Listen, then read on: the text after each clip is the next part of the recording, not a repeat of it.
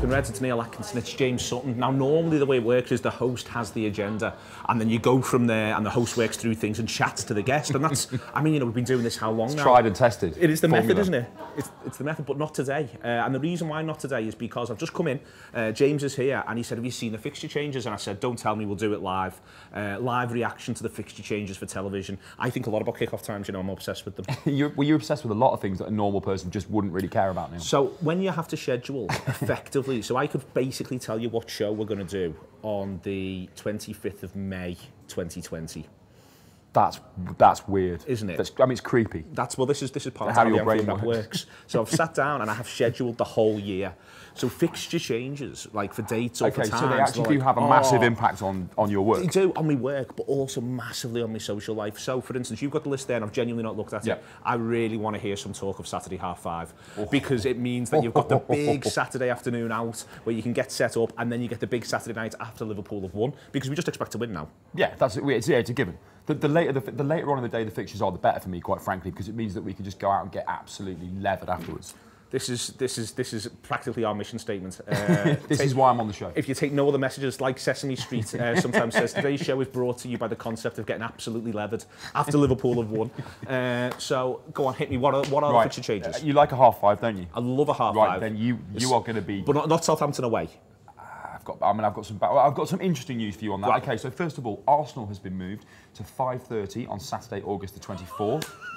Great news. You can see Arsenal that at home, 5:30, under the lights. Well, it's not actually, won't be the lights, will it? But there'll be some lights. The lights will come on. The lights will be on. Yeah, they've got to switch the lights on, haven't they? The lights will be on. That's a party atmosphere. It's not bank holiday weekend. Oh, is it bank holiday? That's bank holiday. That's bank holiday.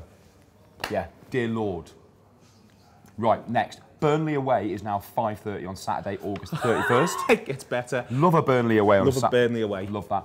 Newcastle at home. Someone tell Paul City we're leaving at 9. Right, Newcastle at home is now 12:30 on Saturday, September the 14th.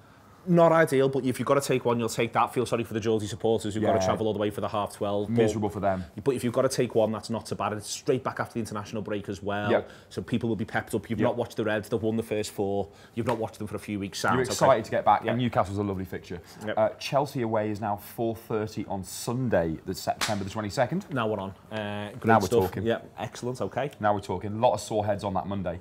Sheffield United away is now 12:30 on Saturday, September the 28th. Okay, right, let's really get into this. Okay, go on. This gives us the option of a stay over either side.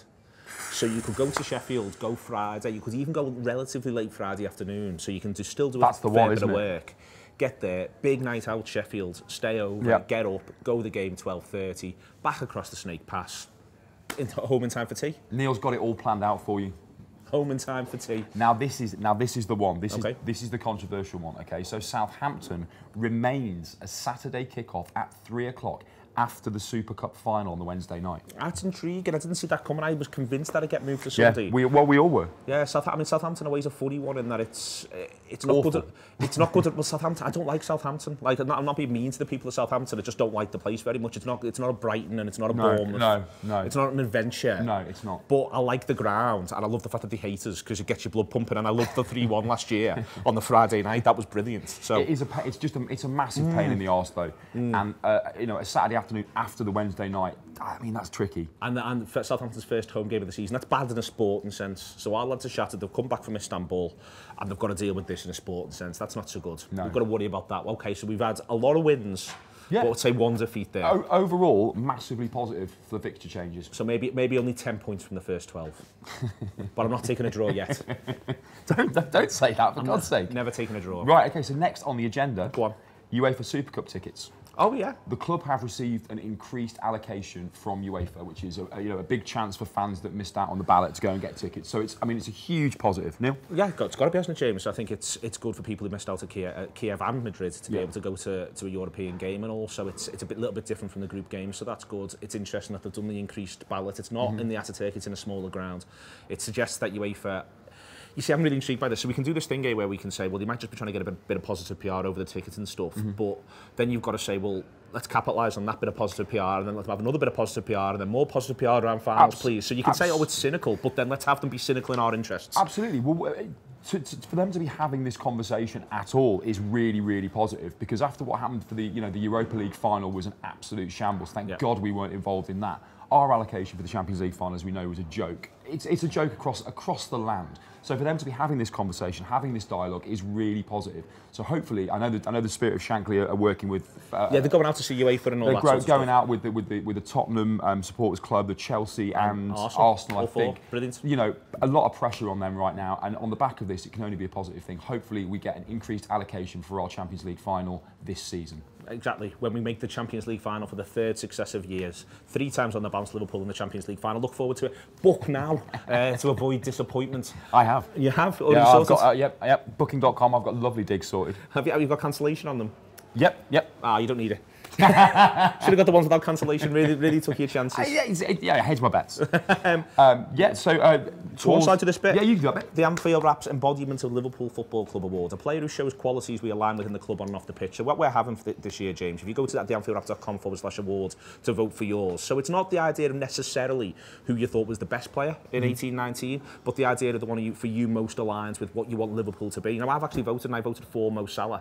I think he was great all the way through the season, but the way he's carried himself as a worldwide icon, for me, is really, really impressive. You know, there's a lot of weight on his shoulders in a national sense, a lot of weight on his shoulders regionally, there's a religious weight on his shoulders, but then he's also gone to New York, been on the cover of Time magazine, and he's still kept that sort of core Liverpool connection, and I'm just so impressed with it, and I think that's what I want from a Liverpool icon. But what would yours be? I mean, I can't disagree with anything you've just said, first and foremost. Andy Robbo for me. Yeah. I think, to be honest, I think you could pick any number of lads from our first team. Great lads. Who fit into that category. Andy Robertson, the work he does off the pitch, the charity work that he does, everything about that guy oozes class and oozes exactly what I want and what I demand from a Liverpool player. There we are. So there's it's a really competitive award, this, and do think about it. Don't just rush in. We all know Virgil had a terrific season. You can make a really strong argument for Sadio Mane in terms of the quality on the pitch, but we're looking for something a little bit more than that. Now, you might still go for Virgil, you might still go for Sadio, but have a little think about what you want that to be. And we've all got different views on that. It's very, very subjective. We don't think for one second we are saying who the player of the year was. It's not about that, and it's subjective, and it's about your values in conjunction with ours as much as anything else. It's a great thing to do. It is a nice idea, isn't it? Yeah, it's really good. Anfield Rap are going on the pre-season tour. We are live in Chicago on July the 18th and in New York on July the 22nd. We'll also be doing some stuff around with the club in Boston. But if you want to come and see us in Chicago, July the 18th, New York, July the 22nd, theanfieldrap.com/TAW live. Those shows will be spectacular. They will be full of absolute showbiz, because that's the only way we know how to do it, as James Sutton himself can attest. He too is showbiz. We are showbiz. It is the Anfield Rap. Subscribe if you like.